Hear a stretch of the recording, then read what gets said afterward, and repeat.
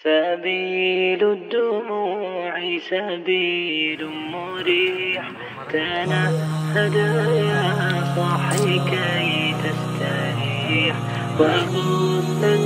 belajar bareng-bareng untuk halaqah Quran, bareng-bareng untuk menghidupkan majelis-majelis taklim. Masya Allah, malah yang kekurangan itu dai-nya, yang kekurangan yang datang. Umat begitu antusias, umat begitu semangat untuk menyambut orang-orang yang ngajak mereka ke dalam kebaikan atau peningkatan kebaikan atau kerjasama dalam kebaikan. Maka kita harus selalu semangat para hadirin. Hadirin, telah diceritakan tadi bahwa Nabi kita telah menyampaikan, telah Allah tampakkan kepada beliau bahwa masa depan agama umat ini dengan berbagai macam ujiannya ini terus cerah. Maka bagi orang beriman tuntutannya adalah kita wajib berbaik sangka dengan yang mulia Nabi besar Muhammad SAW. Ini pasti benar. Rasulullah tidak bersabda apapun kecuali itu adalah hasil wahyu yang disampaikan oleh Allah kepada beliau. Wa ma yantiqu 'anil hawa in huwa illa wahyun yuha. Beliau yang mulia Nabi besar Muhammad SAW tidak pernah berbicara dari murni keinginan beliau. Apa yang beliau sabdakan adalah dari hasil bimbingan wahyu yang Allah wahyukan kepada beliau. Kita sering dengar nasihatnya orang-orang soleh di kampung kita. Jangan berani suudzon dengan orang tua, kualat. Jangan berani suudzon dengan kiai, kualat. Jangan berani suudzon dengan wali songo, cokek.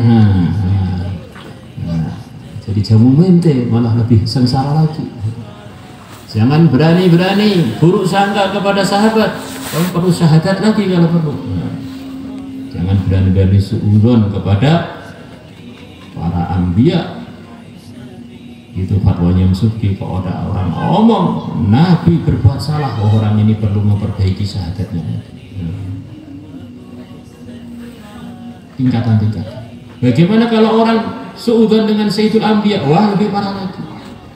Sayyidul Anbiya hanya menyampaikan dari Allah. Bagaimana kalau orang itu buruk sangka kepada Tuhan alam semesta, kepada yang menciptakan para nabi, para rasul, yang telah menyampaikan kepada Sayyidul Anbiya wa Rasul bahwa kerja-kerja kebaikan ini prospeknya cerah, bahwa usaha-usaha di kebaikan ini di dalamnya ada ridhonya Allah, di dalamnya ada pahala dari Allah, di dalamnya ada janji-janji pertolongan Allah. Andaikan kita ini mengajak kebaikan, satu pun gak ada yang dengar, gak ada yang ikut, itu pun keberuntungan. Andaikan.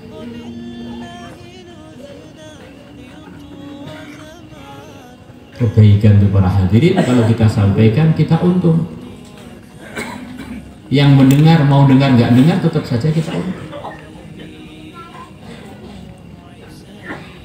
Dan kebaikan itu adil para hadirin, dikerjakan orang miskin juga untung, orang kaya juga untung, pejabat juga untung, rakyat untung. Siapa aja yang mengamalkan kebaikan yang telah dibawa oleh yang mulia Nabi besar Muhammad SAW, maka dia akan menjadi bagian orang yang beruntung. Semoga termasuk kita. Amin. Suatu hari Sayyidah Aisyah radhiyallahu ta'ala anha bermimpi, dan mimpi ini adalah bagian anugerah Allah kepada orang-orang beriman, mimpi yang baik. Nabi kita mengatakan ar-ru'ya as-salihah juz'un min sittati wa arba'ina juz'an minan nubuwah. Mimpi yang baik adalah satu bagian dari 46 bagian kenabian. Kata sebagian ulama, cara memahami hadis ini gimana? Pemahaman yang paling mudah, mimpi baik itu adalah cipratan dari berkahnya wahyu, maka akan ada kebenaran di dalamnya, sebagaimana wahyu itu pasti benar. Yang mulia Nabi besar Muhammad SAW diutus oleh Allah selama 23 tahun. 23 tahun itu berapa bulan? 276 bulan kurang lebih. 276 bulan dibagi 46 sama dengan 6 bulan kurang lebih. Wahyu Allah yang Allah sampaikan kepada Nabi kita yang berupa mimpi, lamanya kalau dikumpulkan kurang lebih 6 bulan. Itu diantara artinya mimpi adalah satu bagian dari 46 bagian kenabian. Cara ngitungnya begitu tadi. 23 tahun itu berapa bulan? 12 kali 23 sama dengan 276 kurang lebih dibagi 46 sama dengan 6 kurang lebihnya. Wahyu yang berupa mimpi yang Allah sampaikan kepada Nabi kita adalah kurang lebihnya 6 bulan. Maka Sayyidah Aisyah istri Nabi yang tercinta, kata sebagian ulama, istri Nabi yang tercinta itu Sayyidah Aisyah. Kalau Sayyidah Nabi coba, ya istri Nabi yang sangat setia, istri Nabi yang sangat disenangi Nabi. Tetapi kalau tercinta itu tidak, karena itu harus ada saingannya, harus ada bandingannya. Kalau nggak ada bandingannya, itu dalam bahasa kita, bahasa Arab, memang itu salah penempatan. Orangnya satu aja, ini lebih ganteng, satu tok sak dunia hanya dia saja umpamanya. Satu tok paling ganteng dengan siapa bandingannya? Dia ini ganteng, nggak bisa dilebihkan paling, karena untuk memalingkan tuh nggak ada.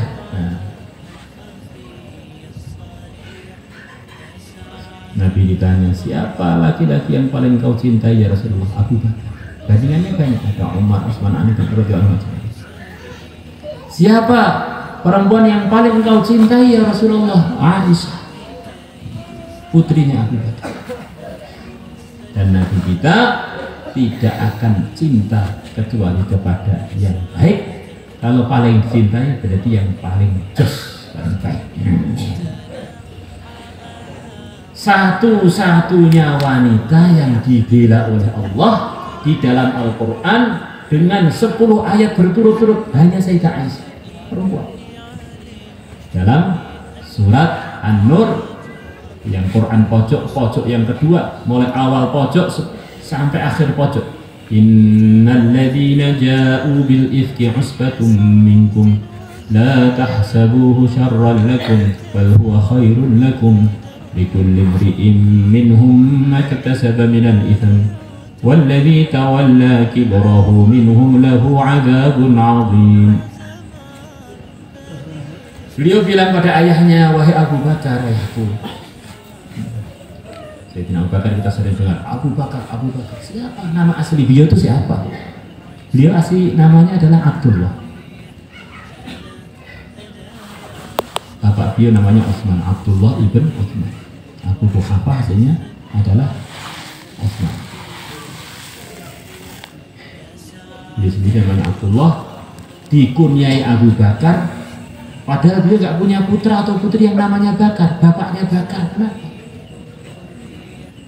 Kalau di Indonesia itu dalam bahasa kita seperti Pak Soeharto, bapak pembangunan. Gelarnya kan bapak pembangunan. Pak Soekarno, bapak proklamator. Nah ini Abu Bakar, bapak Bakar. Apa artinya Bakar? Bakar itu diantara artinya adalah permulaan. Abu Bakar dipanggil Abu Bakar karena beliau selalu saja soft terawal dalam semua kebaikan, dalam iman, dalam amal, dalam sedekah, dalam keberanian membela yang benar, macam-macam kebaikan, dalam puasa sunnah di samping yang fardu, dalam menyantuni anak yatim, menyantuni tetangga-tetangga yang memerlukan untuk disantuni. Masya Allah. Bahkan di kalangan sahabat termasuk nomor 1 di dalam pinternya mentakwili mimpi. Orang itu kalau imannya ada dalam hatinya, Allah akan beri nur. Kalau imannya terkuat, nurnya tambah sempurna. Dan Sayyidina Abu Bakar ini umat yang imannya terkuat. Beliau punya gelar yang sangat tinggi, digelar oleh para ulama yang didukilkan dalam tafsir Ibnu Katsir, afdhalul khalqi ba'dal anbiya, makhluk terbaik selepas para anbiya yaitu Abu Bakar. Yang diceritakan oleh Ibnu Umar radhiyallahu anhu dari yang mulia Nabi besar Muhammad SAW, "Law wuzina imanu Abi Bakrin bi imani jami'il ummah la rajaha bihim." Andaikan imannya Abu Bakar ditimbang dengan imannya seluruh umat, tentu imannya Abu Bakar akan mengungguli imannya seluruh umat. Termasuk umat di situ itu adalah Sayyidina Umar. Ikut ditimbang sekalian. Aku mimpi masuk di kamarku tuh bulan 3 bulan. Bulan. Nah, masuk di kamar saya 3. Apa takwilnya wahai ayahku? Maka Sayyidina Abu Bakar mengatakan, takwilnya akan dimakamkan di kamarmu 3 orang terbaik yang pernah ada di umat Muhammad. Kurang lebihnya begitu. Maka tidak berapa lama yang mulia Nabi besar Muhammad SAW wafat. Ketika yang mulia Nabi besar Muhammad SAW wafat, para sahabat beliau-beliaunya musyawarah, di mana Nabi kita dimakamkan di mana? Ada yang usul, diantaranya beliau dimakamkan di Baqi aja bersama keluarga beliau yang telah wafat di sana dan bersama sahabat-sahabat beliau dan bersama umat beliau. Usulannya sahabat pasti itu benar. Sahabat adalah orang yang paling paham agama, melebihi generasi selepasnya sampai hari ini. Kemudian dari usul lagi, beliau dimakamkan aja di masjid. Masjid bagian mana? Ada yang mengatakan di bagian dekat beliau biasa khutbah, di mihrab beliau, atau di tempat beliau yang biasa ngimami di situ. Itu pun bagian yang tidak salah bila diperlukan, sebagaimana makomnya para ulama-ulama besar, wali-wali besar, ada yang sebagian di dalam masjid. Mereka berbeda pendapat, belum ada keputusan. Maka Sayyidina Abu Bakar ketika yang mulia Nabi besar Muhammad SAW, beliau sedang wafat, beliau sedang di luar Madinah, di Awali, di satu tempat di luar Madinah. Yang mana kalau kita pergi ke Madinah sekarang ini, kalau kita pergi ke tempat taksi, biasanya ada taksi bilang Awali. Di sana dulu Sayyidina Abu Bakar punya rumah. Keluarga beliau selain ibunya Sayyidah Aisyah. Maka akhirnya beliau dengar yang mulia Nabi besar Muhammad SAW wafat, beliau datang.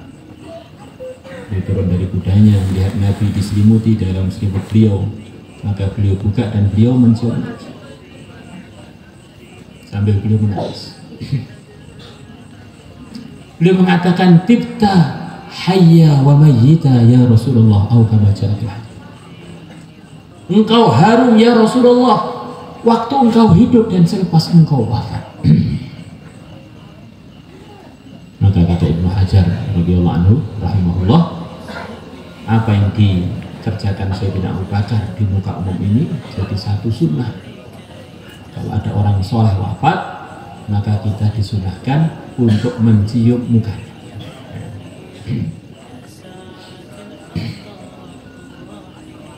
Beliau mengatakan, pendapat-pendapat kalian yang telah saya dengar tadi, sudah ada urusan itu, pesan dari Nabi kepada saya dan saya tidak lupa pesan beliau. Tidak ada Nabi pun wafat kecuali dia wafat di tempat yang memang dia sudah ridho untuk wafat di tempat itu, dan dia harus dikuburkan di tempat itu. Maka ternyata yang mulia Nabi besar Muhammad SAW wafatnya di kamarnya Sayyidah Aisyah, di tempat di situ itu. Dalam riwayat hadis riwayat Bukhari, baina haqinati wa dhakinati, Nabi wafat antara tulang samping leherku dan antara daguku. Nabi bersandar pada dadanya Sayyidah Aisyah, wafat di situ. Maka akhirnya para sahabat pun mempersiapkan kuburnya Nabi pas di mana Nabi kita wafat.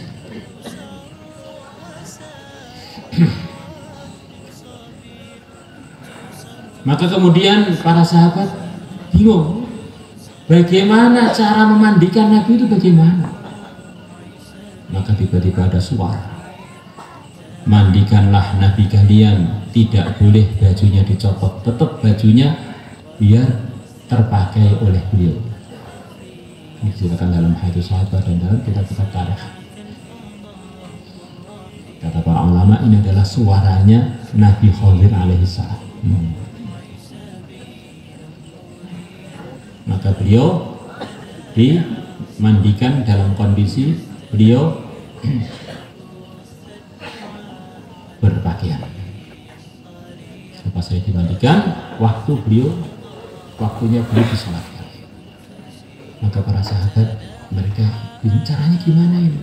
Yang wafat sebelum ini selain Nabi kita, sekarang yang wafat Nabi kita, cara nyolatinya bagaimana? Sayyidina Ali, menantunya Nabi, satu-satunya menantunya Nabi yang meneruskan keturunannya Nabi, Sayyidina Ali karramallahu wajhah, yang digelari Nabi Aqdhahum Ali, sahabatku yang paling tepat dalam memutuskan adalah Ali, yang dipuji oleh Nabi, yang didoakan oleh Nabi, Allahumma adilil haqqa ma'ahu haitsu dar, atau kama ja'a fil hadits. Ya Allah, di mana Ali di situ berada, jadikanlah kebenaran bersama dia. Sayyidina Ali mengatakan, Nabi kita ini adalah imam kita. Ketika beliau masih hidup, beliau imam kita untuk menuju ridhonya Allah. Imam kita hanya satu, Nabi kita. Selepas Nabi kita wafat, beliau tetap imam kita yang kita ikuti. Maka di depannya imam tidak ada seorang pun yang layak jadi imam.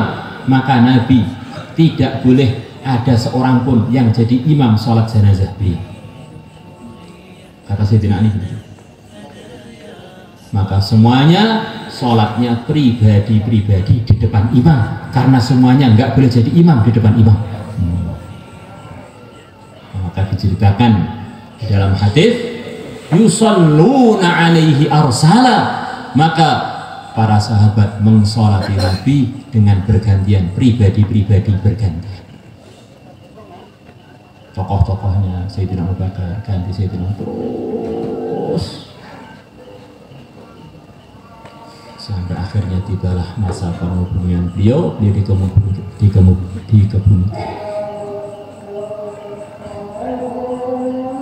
Begitu beliau dikebumikan, Sayyidina Abu Bakar bilang kepada Sayyidah Aisyah, inilah bulan yang kamu mimpikan, sekarang sudah menjadi kenyataan, dikuburkan di dalam ruangan